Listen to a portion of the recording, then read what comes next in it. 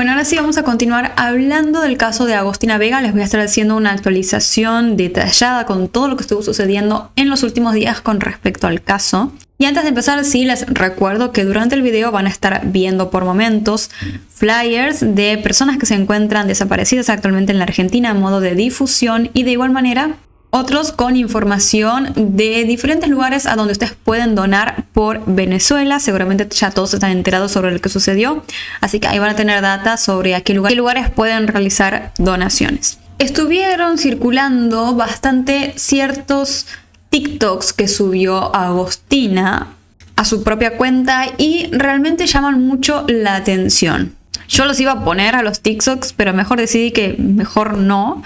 No obstante, sí les voy a estar comentando algunas particularidades, como les digo, que llaman bastante la atención sobre su contexto, pero también sobre la relación verdadera que ella tenía con su madre, porque se ve un poco eso, ¿no? No llama tanto la atención quizás los bailes y qué sé yo que Agostina podía llegar a hacer, sino más bien hay TikToks que son literalmente el reflejo de una dinámica familiar que estaba aparentemente profundamente desdibujada. Hay ciertos videos donde se muestra a la madre de Agostina, Melissa Heredia, interactuando con ella, con su hija, pero casi desde un rol como de una compañera de escuela más que de una madre.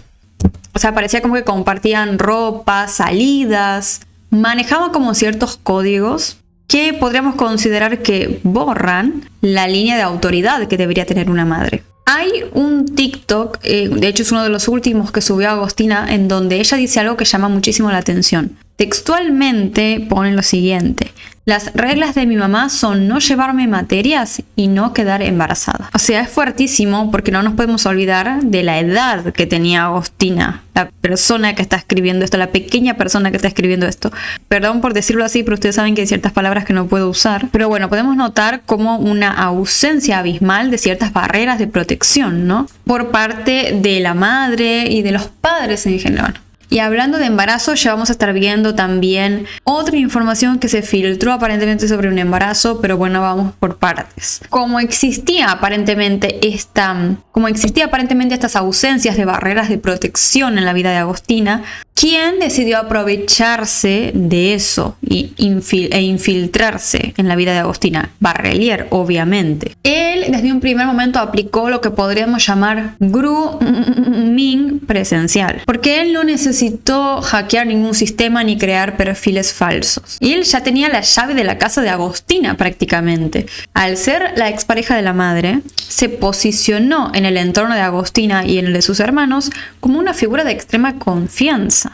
Casi les diría hasta paternal, ¿no? Como que estaba normalizado en la familia que él estuviera ahí, que él exista, que su presencia. Lo que hace justamente el grooming presencial es adormecer, apagar el sistema de alerta natural que uno puede tener, y justamente eso se logra a través de la proximidad constante. Por decirlo de una forma fácil, Agostina claramente no veía una amenaza o un peligro en Barrelier, sino todo lo contrario. Veía a una persona en la cual podía confiar sin ningún problema. Y eso nos lleva a hablar sobre lo que sucedió tan solo unos días antes de los hechos, que es absolutamente detestable y repugnante. El día 23 de mayo se dice que fue el día en el cual todo empezó realmente, y fue cuando se tomó esta fotografía que ustedes están viendo aquí. Ya se las voy a agrandar, no se preocupen, pero antes les quiero comentar un poco mejor el contexto. Los reportes detallan que ese día hubo un partido de fútbol, del cual ya estuvimos hablando un poco en videos anteriores, y luego un cumpleaños. En estos eventos aparentemente estuvieron Barrelier, Agostina y también otro personajillo muy detestable en esta historia, que es Faceta, obviamente. Se dice que ese día fue tomada esta fotografía justamente. Cuestión que se comenta que en ese contexto de estos eventos, Barrelier le propone a Agostina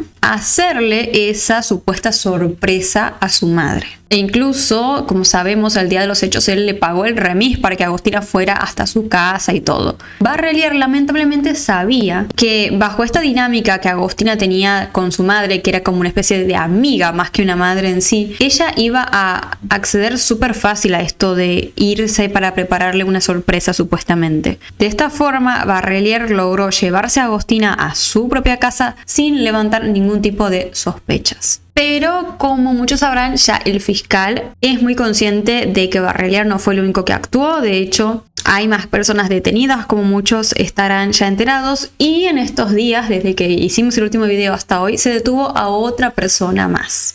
¿Quiénes son estas otras personas detenidas por los hechos además de Barrelier? Bueno, Faceta, como les comentaba recién, que vivía en la misma casa. También Soledad Andreani, la que le prestó a Barrelier el auto para que él pueda deshacerse de los restos. Y en estos días fue detenida Marianela Palmero, de 29 años. ¿Y quién es esta mujer? Se preguntarán quizás ustedes. Bueno, era la pareja conviviente de Barrelier. Es decir, ella vivía aparentemente en esa casa cuando pasó todo. Marianela declaró inicialmente que esa fue una noche completamente normal, que estuvieron cenando, jugando videojuegos, nada fuera de lo común. Es importante destacar que parece ser que ella tiene una hija con Barrelier, una hija pequeña. ¿Les acuerdan que les comenté en el video anterior que en esa casa habitaba la hija de Barrelier? Bueno, sería la hija que tendría con esta mujer. Entonces ella dice, bueno, que esa noche fue una noche normal, que estuvieron ahí todos haciendo cosas totalmente normales. Pero una pericia tecnológica destruyó ese relato por completo. Resultó ser que Matías Córdoba, que era un inquilino que vivía en la planta alta de esa casa, reportó un dato devastador para la causa. Reveló que aquella madrugada, Marianela en realidad escuchó ruidos extraños. Y en lugar de, no sé, levantarse e ir a ver qué pasaba o llamar a la policía algo, agarró su celular y le mandó un mensaje de texto a Barrelier preguntándole qué había sido ese grito. O sea, literalmente eso, esos ruidos extraños que escuchó Marianela no fueron cualquier cosa, fueron gritos. Entonces ella le mandó eso a Barrelier, ¿no? ¿Qué son esos gritos? Y la respuesta de Barrelier fue directa y fría. Le ordenó a Marianela eliminar ese mensaje. Ahora, el haber escuchado gritos y encima haber eliminado un mensaje marca obviamente una diferencia muy grande de entre decir no me di cuenta de nada, para mí fue una noche normal, a encubrir un hecho de este tipo, como el caso de Agostina. Porque aquí estamos hablando de que por coherencia podríamos pensar que esta mujer sabía todo lo que había pasado y tomó la decisión de callarse y además después declarar que para ella había sido una noche totalmente normal.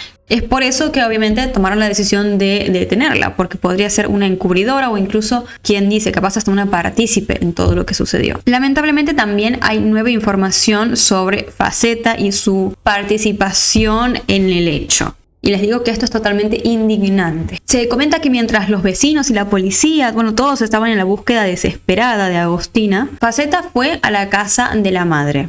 Así como con intención de ayudar, supuestamente, ¿no? Bajo esa máscara. Y lo espeluznante de esto es que este tipo obviamente fue hasta allí con el objetivo de recolectar información desde adentro y si podía desviar la investigación. Otra cosa de la cual se estuvo hablando y criticando muchísimo en estos días es el tema del accionar de la policía durante esos primeros días de búsqueda. Porque después de que la madre ya había avisado que Barrelier podía ser una persona de interés en la investigación, por ser considerado posiblemente la última persona en haber visto a Agostina, sucedió algo muy particular. La policía fue a buscar a Barrelier hasta su casa. Por acá van a estar viendo las fotos, que es un frame de un video tomado por la cámara de seguridad. Lo buscaron a Barrelier desde la puertita de su casa, lo llevan hasta la comisaría, él se sienta, declara toda su historia inventada al principio, como muchos sabemos, y después la policía lo volvió a subir al auto y lo devolvió a su casa, así, como tratándolo como un rey más o menos. Pero esto es llamativo porque, como les digo, la madre de la joven que se encontraba desaparecida básicamente lo había señalado a él con nombre y apellido y dijo, esta fue la última persona posiblemente en ver a mi hija, y la policía no hizo más que buscarlo tranquilito, llevarlo a declarar que encima miente y después lo devolvieron a su casa como si nada. Y hay que tener en cuenta que todo esto sucedió en una ventana de tiempo crítica, porque como muchos ya saben, las primeras horas, los primeros días en una desaparición son cruciales, más las primeras horas incluso. Y ustedes estarán pensando, bueno, ¿qué es lo que podía hacer la policía? Bueno, es lógico que no podían ellos entrar a la fuerza, por ejemplo, a la casa de Barrelier sin una orden de allanamiento firme de un juez o sin una evidencia sólida e inmediata, como por ejemplo, no sé, escuchar gritos o algo así en ese momento. Sin eso, lógicamente, la policía no puede tumbar la puerta y meterse así nomás a la casa. Pero la ley procesal ofrece muchísimas otras herramientas para ese tipo de situaciones. Por ejemplo, podrían haberle solicitado el ingreso voluntario a la vivienda para echar un vistazo. O sea, la policía le podría haber dicho, che, ¿podemos entrar a tu casa? Que queremos ver algo como para descartar y listo. Y si Barrelier no aceptaba, claramente ya habría sido mucho más sospechoso, ¿no? O podrían haber establecido una consigna policial fija en la puerta y en las ventanas para asegurarse que nadie entrara ni saliera. Y de esta forma preservar mucho mejor una posible escena del crimen que era hasta ese momento. O incluso, para ir más lejos, el fiscal de turno podría haber emitido una orden de allanamiento de emergencia esa misma noche, basándose en los señalamientos directos por parte de la madre. Pero nada de eso, lógicamente, sucedió aquí. Y este monumental error por parte de la policía quedó totalmente expuesto hace unos días cuando el fiscal decidió levantar el secreto de sumario del caso de Agostina, ¿se acuerdan que les comenté? Y no hay que olvidar lo que pasó con el caso de M, ya que mencionamos errores de la policía y demás. Y me refiero a esta situación que pasó en mayo del año anterior. Exactamente 12 meses antes de lo que le pasó a Agostina, cuando una joven de 20 años, identificada bajo la letra M para proteger su identidad, fue víctima de Barrelier. Afortunadamente ella sí sobrevivió, pudo escapar y logró contar su historia. Salió corriendo a la calle como pudo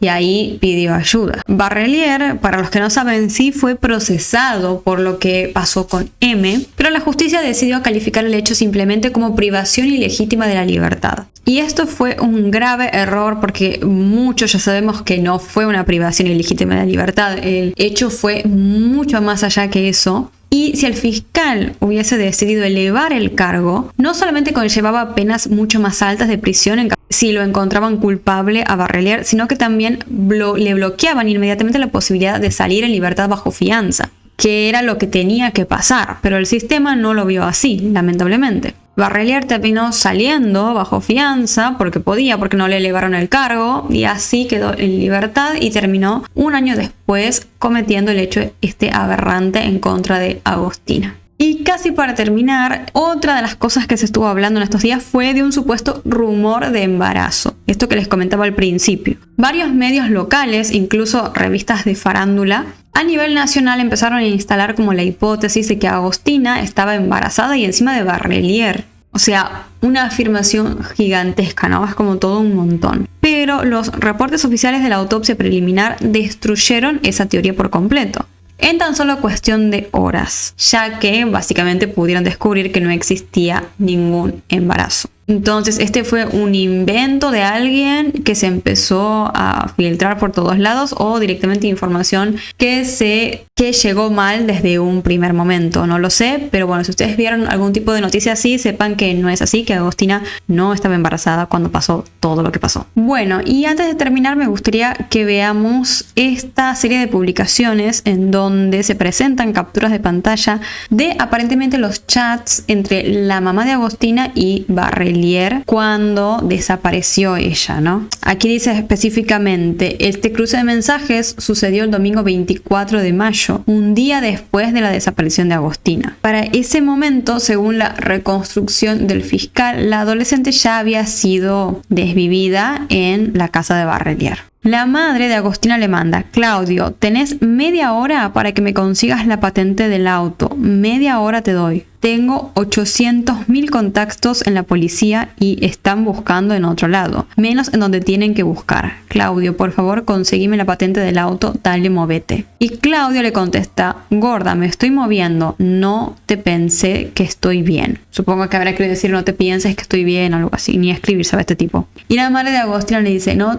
te estás moviendo, porque recién te despertás, por favor pedí las cámaras a los vecinos, decime por lo menos la patente del auto. Esto porque recordemos que Barrelier había inventado que Agostina se había ido de su casa en un auto para verse con un novio o algo así. ¿Cómo era el auto? Yo sé que dijiste que era un Gol rojo, pero por favor fíjate si alguien te pudo facilitar la patente, Claudio, porque la estamos buscando en un lugar que no la tenemos que buscar. Mira si le pasó algo, Claudio, por favor te lo pido, movete, porque si no voy yo hasta tu casa y pido yo las cámaras a los vecinos. No me hagas que haga esto, por favor, movete. siguiente. Y Barragher le contesta lo siguiente: no me digas así porque sí estoy moviéndome. Me desmayé porque no daba más, pero sí me estoy moviendo. Ahí estoy con todo eso. Claudio, le dice la madre, tenés media hora para que me consigas la patente del auto. Media hora te doy. Este mensaje ya lo vimos igual. Tengo 800.000 contactos en la policía. Bueno, esto fue lo que ya vimos anteriormente. Y que la madre también abajo de eso le manda el icono de una carita llorando. Hay muchísimas personas que sospechan de la madre, creen que podría haber sido tranquilamente una entregadora. Yo la verdad no sé si habrá sido así. Sí me llama la atención un poco esta relación que había entre ellas, que ya vimos, como que era más de amigas que de una madre con real autoridad sobre eso. Pero ya, si la madre participó en algo, o si sabía algo, o lo que sea, obviamente eso lo va a determinar la justicia.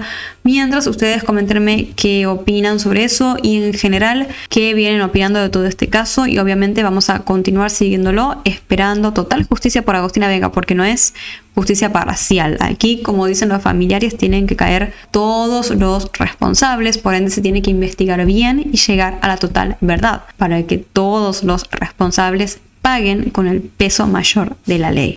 Acabamos de transitar la segunda semana del juicio oral por uno de los casos judiciales más complejos, más laberínticos y sin duda más mediáticos de la historia reciente argentina. Estamos hablando lógicamente del caso de Loan y de un juicio que es de un tamaño histórico, se podría decir. Esta segunda semana arrancó con todo. En un primer lugar, Laudelina, la tía de Loan, su esposo Benítez, Pérez y Callava se negaron a declarar. Por su parte, el excomisario Walter Maciel optó por una variante táctica un poco distinta, pero similar en el fondo, digamos. Él anunció que no va a hablar hasta que terminen de declarar absolutamente todos los testigos. Lo cual, desde la perspectiva del derecho procesal penal, es una maniobra totalmente de manual. Porque retienes, por decirlo de alguna forma, tu declaración hasta que conoces todas las cartas de la acusación, todos los testimonios en tu contra. Te permite esto adaptar tu relato final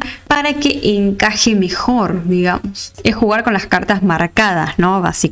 Pero por otro lado tuvimos en esta semana sí a Alan Cañete, quien sí tomó el micrófono y habló durante casi 3 horas seguidas. 3 horas ininterrumpidas encima. Es muchísimo tiempo para una indagatoria inicial. Este sujeto, recordemos que forma parte del segundo grupo de acusados, no de la familia directa que estuvo presente en el momento de la desaparición, sino más bien de este grupo de personas que se hicieron pasar como miembros de la Fundación Lucio Dupuy y entorpecieron la investigación. Una de las cosas que dijo Cañete en su declaración fue negar cualquier tipo de privación ilegítima de la libertad respecto a los pequeños y a las personas que estaban en el hotel, porque recordemos que se decía que las tenían ahí, personas que eran testigos principales de lo que había pasado con Loan, que los tenían ahí y no los dejaban irse. Su argumento fue que su equipo estaba operando como una red de contención social, como que le estaban proveyendo de comida, abrigos, zapatillas, y que siempre buscaron eso, ¿no? Como cuidarlos, contenerlos, y no que estaban ahí intentando hacer que no se vayan, que no se escapen para poder manipular sus declaraciones. Cañete además intentó validar su integridad moral frente a los jueces, mostrando la fotografía de una lapicera que, según él mismo contó, fue un regalo personal de la jueza federal de Goya, Cristina Poser-Penso. Como si eso fuera una especie de aval de que él estaba haciendo las cosas bien con los pequeños que estaban en el hotel ese día. Y si bien habló bastante, como les digo, sí se tomó el lujo de negarse a responder las preguntas del abogado del excomisario Maciel. Volviendo a hablar de Carlos Pérez, él evitó hablar, como les comenté, pero se dice que él instruyó a su abogado, Ernesto González, que entregara un manuscrito. Un manuscrito que se titula Chivos Expiatorios. En ese contexto, él culpa directamente a la prensa y afirma que el caso superó las capacidades de la fiscalía. Y él dice que se los está juzgando en base a indicios abstractos. supuestos, diciendo que básicamente no hay pruebas fehacientes en contra de ellos. Pero es que como es lo más cara dura que escuché en mi vida, porque, o sea, hay perros que marcaron el olor de Lohan en tu camioneta, Pérez. O sea, no es que nunca te encontraron absolutamente nada. Eso es delirante ya de decir. En esta misma línea argumental tenemos a el abogado defensor de Ramírez y de Miyapi. Él atacó la teoría principal de la fiscalía. Atacó más que nada la existencia de un supuesto pacto de silencio entre todos los acusados. Él dijo que ese pacto es una ficción literaria creada por una fiscalía desesperada. Bajo esta idea, el abogado argumentó que como carecen de evidencia científica y sólida, necesitan justificar su inoperancia inventando este supuesto pacto. Pareciera ser como que se está armando toda una especie de circo, de ruido con todas estas afirmaciones. Y para entender por qué está sucediendo esto, tenemos que comprender en primer lugar cuál es la naturaleza de lo que es una indagatoria. En el derecho penal nuestro, cuando un imputado se sienta frente al tribunal a declarar, no está prestando testimonio, está ejerciendo su defensa material. O sea que la obligación de decir la verdad no implica para el acusado en sí. Un acusado no declara, obviamente bajo juramento de decir la verdad, a diferencia de un testigo. Entonces, si el acusado miente deliberadamente o se inventa estas historias, eso no es un delito de falso testimonio. Y tampoco se lo podría utilizar en su contra para agravar una futura condena. Porque, como les digo, lo que están haciendo es ejercer su derecho a defenderse. Y si los jueces, por ejemplo, le prohíben a Alan Cañete o quien sea y le dicen, bueno, para de divagar, para de delirar con lo que estás diciendo, la defensa automáticamente podría, ante eso, presentar un recurso de nulidad, diciéndole, bueno, que se les está negando defenderse en el juicio, obviamente. Entonces básicamente se tienen que bancar que hablen y hablen y hablen y deliren todo lo que quieran. Por ende, para que no arriesgarse a que se plantee esta nulidad, los jueces tienen que bancarse esto, prefieren tolerar horas de ruido absurdo antes que arriesgarse a que una cámara superior termine anulando el juicio. Esto es un poco lo que vimos en el video anterior también.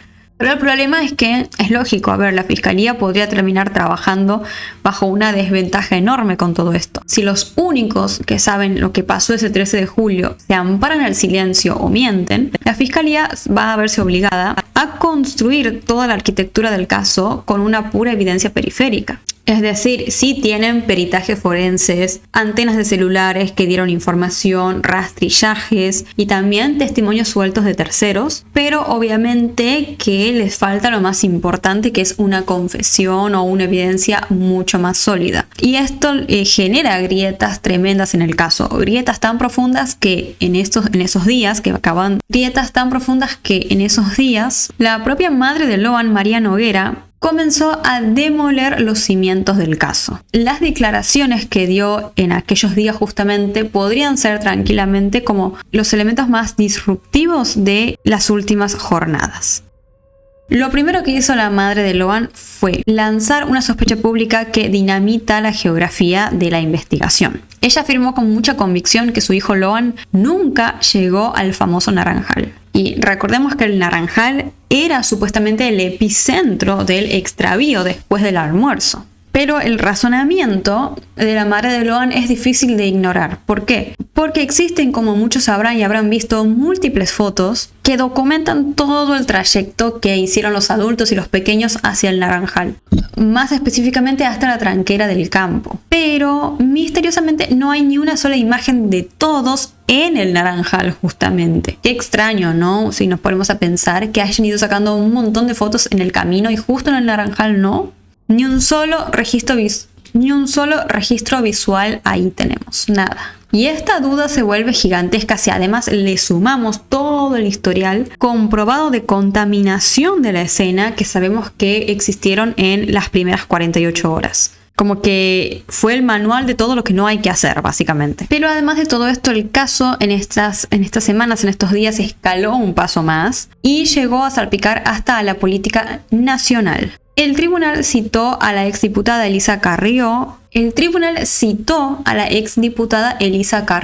por qué la citaron? Por unas declaraciones que ella hizo en televisión. Ella hizo alusión a un mensaje de la red social X, ex Twitter, donde supuestamente el ex gobernador provincial Gustavo Valdés habría dicho que a alguien habría que quebrar, posiblemente en referencia al quiebre de Laudelina Peña. Aquí tengo que hacer una pausa lógica porque tengo que aclarar que vamos a hablar de estos cruces políticos con total imparcialidad, solo mencionando elementos que se introdujeron en el juicio, que es lo que nos importa, sin tomar ningún tipo de postura sobre estos actores políticos. Porque aquí lo verdaderamente fascinante o interesante es ver por qué la defensa introduce todo esto que pasó en el juicio. No buscan obviamente resolver un debate político, sino que es una táctica legal milimétrica para sostener una narrativa de coacción. ¿Y a qué defensa me estoy refiriendo? A la defensa de Laudelina, obviamente. Laudelina, o mejor dicho su defensa, tiene que demostrar que a ella la presionaron para salir a hablar, a decir todo esto del accidente y todo lo que ya sabemos. Si demuestran que ella fue víctima de presiones externas inconmensurables, como por ejemplo de la política, entonces justifican por qué inventó todas estas pistas falsas, sin que ella tenga la responsabilidad intelectual de haberlo hecho. Es un plan, si nos ponemos a pensar, brillante y macabro a la vez. Pero si sumamos esto último que les comenté con lo dicho hace rato, es decir, con los dichos de la madre de Loan destruyendo la supuesta escena del Naranjal al decir que su hijo quizás nunca llegó ahí, nos encontramos con un escenario bastante complejo, porque se piensa que el Naranjal es como la escena del crimen original, ¿no? En algún punto. Entonces, ¿cómo vas a avanzar con un juicio si no tienes esa escena original? Bueno, la fiscalía tuvo que adoptar una postura inamovible frente a esto. ¿Cuál fue esa postura? Bueno, para la acusación no importa cuántas pistas falsas, que accidente, que no accidente, que contaminaciones y todo haya habido, y que además quieran y que no hayan fotos en el Naranjal y ni siquiera por ahí ese haya sido el escenario principal. Ellos establecen que Loan ese día estaba bajo la custodia temporal de un grupo específico de adultos y que desapareció en ese tiempo cuando estaba con ellos, punto. La fiscalía dice básicamente, mira, a mí no me importa si esto pasó en la sombra del Naranjal, en la tranquera, en el camino o donde sea. Ustedes, es decir, los acusados, asumieron la posición de tener que cuidar a Loan y a los demás.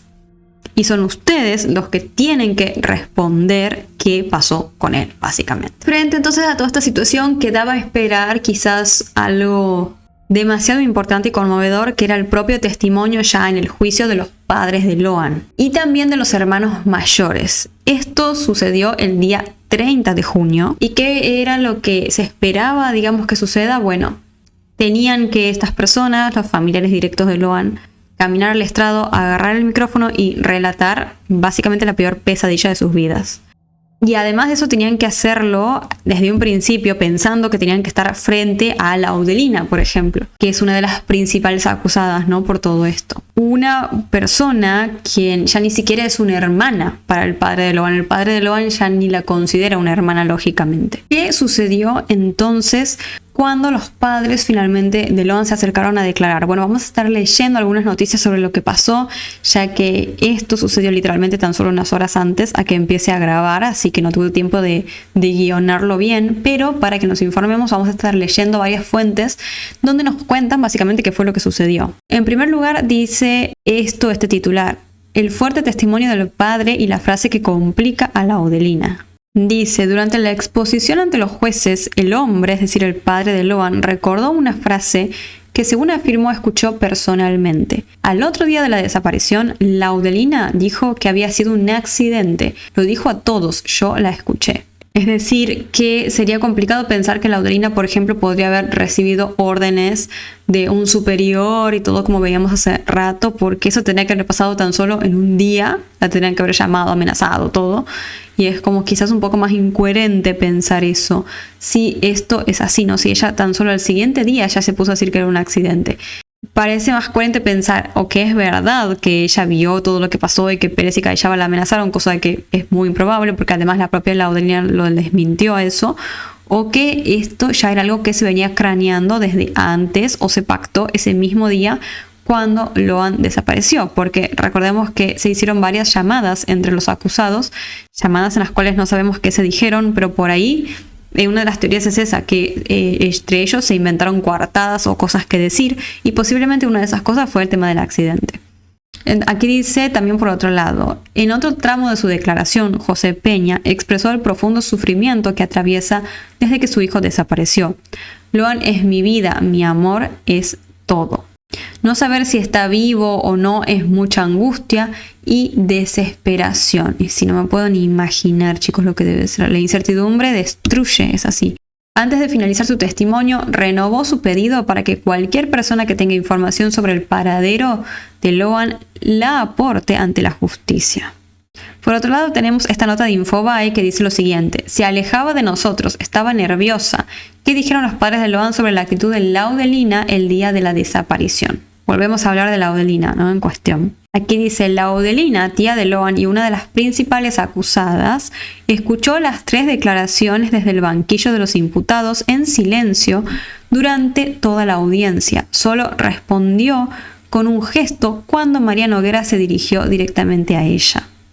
José Peña fue el primero en declarar. Reconstruyó el almuerzo familiar en la casa de su madre Catalina y recordó que cuando llegó cerca de las 11:30 solo estaban su madre y Laudelina preparando la comida. Según relató, el primer indicio de que algo sucedía llegó cuando volvieron del Naranjal. Laudelina me preguntó si no estaba con Loan. Le dije que no estaba conmigo, que se había ido con ellos, contó. A partir de ese momento comenzó la búsqueda. José recordó que intentó hablar varias veces con su hermana, pero sintió que lo evadía. Quería hablar con Laudelina, pero no me respondía lo que le preguntaba. En todo momento se alejaba de nosotros. Eso me sorprendió. Estaba nerviosa. Aún así explicó que en aquellas primeras horas nunca imaginó que pudiera estar involucrada. ¿Cómo no voy a confiar? Era la tía y estaban los primos. Y es lógico, ¿no? ¿Qué te vas a imaginar? También recordó que recién al día siguiente escuchó la versión del supuesto accidente de tránsito que más tarde Laudelina instalaría públicamente para explicar la desaparición. Eso es lo que vimos recién, ¿no? María Noguera, la madre de Loan, también ubicó a Laudelina entre las primeras personas con las que habló cuando llegó al lugar donde buscaban a su hijo. Contó que descendió de la moto antes de llegar a la casa de Catalina para preguntarle qué estaba sucediendo. Y dijo: la noté extraña, estaba con el celular. Si se pierde una criatura, yo dejo todo para buscarla. Según declaró, durante los días posteriores también intentó acercarse a su cuñada, pero no obtuvo respuestas. Laudelina me esquivaba cuando quería hablar, se iba lejos, no hablé más con ella. La parte más fuerte de su declaración llegó cuando el presidente del tribunal le preguntó si quería agregar algo más antes de retirarse. Entonces miró hacia el sector de los imputados y lanzó un pedido directo: si Laudelina está acá, que me diga dónde está Loan, qué pasó y de dónde sacó el botín. Claro, porque imagínense que Laudelina sí, o sea, ella lo tenía al botín, y hay que pensar que, obvio, al botín se lo sacaron directamente a Loan. La persona que tenía ese botín sabe exactamente lo que le pasó. Después fue todavía más específica. Ellos saben con quién está, qué come, pero nosotros no. Cuando le pidieron que dijera a quiénes se refería, respondió sin dudar: Laudelina, Carlos Pérez saben. O sea, la madre de Loan fue entonces muy específica. Señala directo a Laudelina y a Pérez, y sí, son los principales sospechosos, ¿no? El tercer testimonio de la jornada fue el de Mariano Peña, el hermano mayor de Loan, quien también recordó la actitud de su tía durante la jornada. Ya era todo raro, dijo. La notaba distinta, estaba con el celular y no me hablaba. Bueno, todos declaran lo mismo acerca de Laudelina, ¿no? Mientras escuchaba a José Peña, Laudelina mantuvo la mirada fija sobre su hermano durante buena parte del testimonio. Con el correr de los minutos comenzó a bajar la cabeza y solo levantaba la vista cuando intervenían jueces, fiscales o defensores. Qué cara rota hay que hacer, para haberle hecho algo así a tu sobrino y estar ahí en el juicio mirando o enfrente en el mismo lugar de donde está tu hermano, al quien le hiciste eso también, ¿no? O sea, es como, ¿cómo se puede ser tan mala gente? O sea, no sé con qué otra palabra describirlo. Dice: durante la declaración de María Noguera volvió a quedar en el centro de la audiencia. La madre de Loan la interpeló directamente y le recordó una vieja situación familiar. ¿Te acordás cuando te fuiste a Buenos Aires y tu hija se quedó conmigo? Laudelina respondió únicamente con un movimiento de cabeza. Y sí, aunque sea, podemos pensar que no le da la cara para hablarle, ¿no? Si fuera tan inocente como ella dice, creo que tendría otra actitud, no se sentiría tan mal para mirarla o para hablarla. Después, lamentablemente, sucedió lo siguiente. Dice, la madre de Loan se descompuso tras enfrentar a uno de los acusados por la desaparición. Durante su declaración también pidió que quienes tengan información y hablen ayuden a esclarecer el caso. Quiero que me digan qué pasó con Loan, reclamó. Además, sobre Carlos Pérez sostuvo, estaba desesperado, como que algo estaba teniendo. Claro, por eso sospecha muchísimo de él, ¿no? Y de Benítez afirmó, también andaba como desesperado, muy nervioso. Uno de los momentos de mayor tensión se produjo cuando María se dirigió directamente a Pérez y le exigió que dijera qué pasó con su hijo. Y Pérez se dice que respondió, yo no sé nada. Qué cara rota. El intercambio se produjo en medio de un clima de máxima tensión. Ay, chicos, ¿se imaginan lo que se debe haber vivido en ese momento? Mientras la mamá del nene insistía en que tanto Pérez como Laudelina conocían el destino de su hijo y les reclamó que revelaran la verdad sobre lo sucedido. Minutos después, María se descompensó en plena audiencia. Y sí, es un montón para una madre. Es un montón. La mamá de Loan se quebró mientras volvía a exigirles respuestas a Laudelina sobre el paradero de su hijo y debió recibir atención médica en la sala. Bueno, chicos, no sé, fue tremendo claramente lo que se vivió en ese momento y es que no me puedo imaginar otra cosa porque estamos hablando de unos padres que tienen que ir a hablar sobre lo más espantoso de sus vidas, a recordar todo, a pedir que por favor les digan dónde está su hijo, o sea, cómo no se va a descompensar esa madre pobre. Es muchísimo para cualquier persona, Es como que te destroza el corazón realmente solo de pensar que unos padres tengan que pasar por algo así. Nadie debería pasar por algo así jamás en su vida.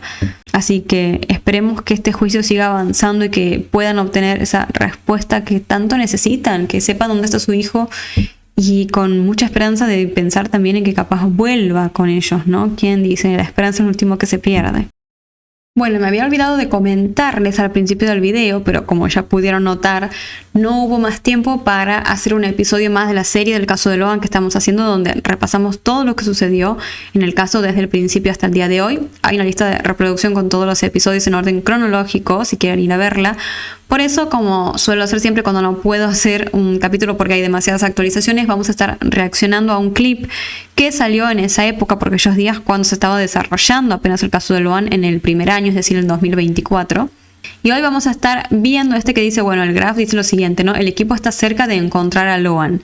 Claramente no era así porque no lo encontraron, pero a lo que voy es que aquí vamos a ver mejor cómo opera posiblemente una red, ustedes ya saben de qué tipo, cómo lo pudieron haber llevado a Loan y a quién se lo entregaron posiblemente. No, en mayo estuvieron comiendo y la propia Callaba lo reconoce que ya... ¿En qué vuelvo? Vos sabés, Bobby, que Pérez y Callaba, lejos de desconocer...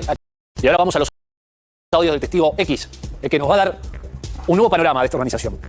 Vos sabés, Bobby, que Pérez y Callaba, lejos de desconocer a Catalina como quisieron decir, iban 2 veces por semana a llevarle alimentos, me dicen. Pérez y Callaba 2 veces por semana a llevar alimento y con acceso, me dicen, al teléfono de Catalina. Y yo te diría más, que a un promedio de 1 vez por mes. Ah, tenían acceso al celular de Catalina. Eso no sabía. Sí sabía que iban a dejarle comida, todo eso que habían declarado, pero no me acordaba que, o no había visto esto de que tenían acceso al celular de Catalina. ¿Qué es eso? Es un montón. A comer con ella. La última vez lo habían hecho en mayo. ¿Y por qué dicen entonces desconocerla? No. Porque decíamos, no, la vieron 2 veces en la vida. No, en mayo estuvieron comiendo y la propia Callaba lo reconoce, que ya ahí le cursó invitación para el mes de junio, para el día de San Antonio de Padua. Dijo, bueno, después se me acordar más cerca de la fecha y más cerca de la fecha conocemos el mensaje que le mandó Laudelina. La jueza en 9 días va a tener que definir a quién mantiene detenido y a quién libera.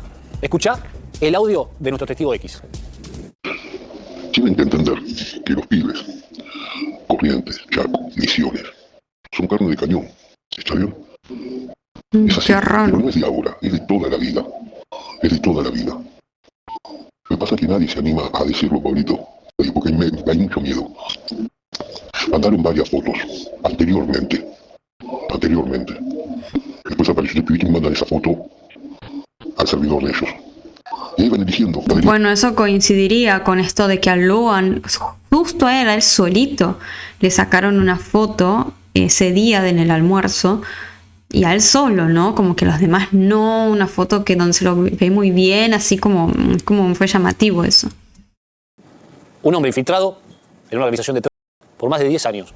Es la voz que hemos distorsionado para explicarnos de qué hablamos cuando hablamos de terror Y habló, Hugo, de una imagen que se pasa a un servidor. ¿De qué está hablando el testigo X? La imagen no queda en el teléfono donde fue extraída. Esa imagen queda guardada en el servidor, a donde se aloja toda la información de los teléfonos. ¿Y cómo acceden a esos servidores las personas que son los demandantes? No te hablo de los clientes finales, sino el nexo, porque estamos hablando de una red, tiene diferentes células. Posiblemente, en este caso, podríamos ubicar, en principio, a Benítez, posiblemente a Laudelina en la primera célula, que es la familiar. Después aparecen Pérez y Callaba con vínculos con la organización que demanda para después... Claro, porque podríamos pensar que Laudelina, Benítez y eso eran como los polluelos más polluelos, ¿no? Los eslabones más pequeños. Y después quizás encima estaba, por ejemplo, Pérez y Callaba, podríamos pensar. Y más allá, más personas, ¿no? Obvio. Revender ese producto que es un niño, en este caso, pero que puede ser una chica de 14 años, o una chica de 10, o una chica de 7, como quieras. Estas redes tienen clientes para todas las opciones. Envían. Bueno, esta parte seguramente la vieron cortada porque no puedo dejar esas palabras, pero ahí están hablando de que esa red posiblemente se dedica a hacer lo que ya saben. O sea, no lo puedo mencionar, pero es bastante evidente, ¿no? Episodio 2 del testigo X, no te lo puedes perder, escúchalo. A ver, lo que hacía Pérez y Callaba, negro, esos traían matrimonios que no podían tener familia, Claro. los internaban en el hospital, ¿sabían? Los internaban en el hospital. Internaban a la mujer que estaba embarazada y automáticamente hacían los papeles como que la tenía la mujer que no podía tener familia en el hospital. Por eso mismo la enfermera también está para las pelotas, pero tiene que haber alguien mucho más arriba que en el hospital. Y no lo hicieron acá solo, lo hicieron en muchos lugares, en muchas provincias de lugares pobres. Lo que pasa es que ¿cómo desculas todo esto? A ver, yo tengo 3 casos, tres conocidas, adultas ya, de mi edad, contadas de esta manera, y ellas lo saben. Ay, no, ¿en serio? Ellas lo saben. Es que la verdad a mí no me hace dudar mucho que esas cosas pasen. O sea, tiene mucha lógica, ¿no? Familias con dinero pagan y se llevan los hijos de otras más vulnerables. El tema es qué pasó con Luan al fin y al cabo, ¿no? O sea, porque lo de Luan no viene tanto por ese lado, viene del otro lado más turbio que vimos hace rato, ¿no? Pero bueno, no sé, este caso es como que puede, como incluso también quizás sucede con el caso de Agostina, puede destapar cosas que ya se vienen desarrollando hace años y que están totalmente ocultas y que es necesario que una vez por todas vean la luz y se haga algo al respecto, ¿no? Lógicamente. Y esperemos no solamente que todas esas cosas turbias salgan a la luz, sino que también obviamente aparezca Luan, que al fin y al cabo es lo más importante aquí, ¿no? Bueno, no solamente lo más importante también es intentar frenar, como les decía, todas las demás cosas turbias que están sucediendo para que no haya futuros Luan. Esto ha sido todo por el video de hoy. Espero les haya resultado de interés. Y antes de irme les voy a mandar un saludo a todos los miembros del canal. Me voy a poner los lentes porque si no, no veo nada, ustedes ya saben. Bien, los miembros son Alina Vargas, que se acaba de unir hace un día, bienvenida. Ani Mejías, Valery Salinas, Waltilla Emma Calvo, María Teresa M. Ale Murray, que se unió hace 29 días, bienvenido. Paula Herrera, Irai Malarota, Filántropo Yael, K9 Barlo, Rebeca Guzmán, Begoña, se me fue la lista, Begoña Huebramo, Luliana Luzbelis Concepción, Sil 704C, María Vázquez, Brittany Moraga, Amanda Vázquez, ¿es tu apellido? Bueno, espero que sí. Estefanía Jorac, Celine Díaz, Malibre Ganadeño, Adriana Quillaro, Laura Elena Garrido, Mary Furios, Miguel Heredia, Jacqueline Castellanos, Angélica Hernández y Lucas Maidana. Les mando a todos ustedes un beso enormísimo. Muchísimas gracias por seguir apoyando este proyecto. Si les interesa este tipo de contenido, no olviden suscribirse al canal, activar la campanita, compartir el video con quien les pueda llegar a interesar y demás, todo eso que es totalmente gratis. Muchísimas gracias por verme. Les mando un beso gigantesco y los estoy viendo la próxima.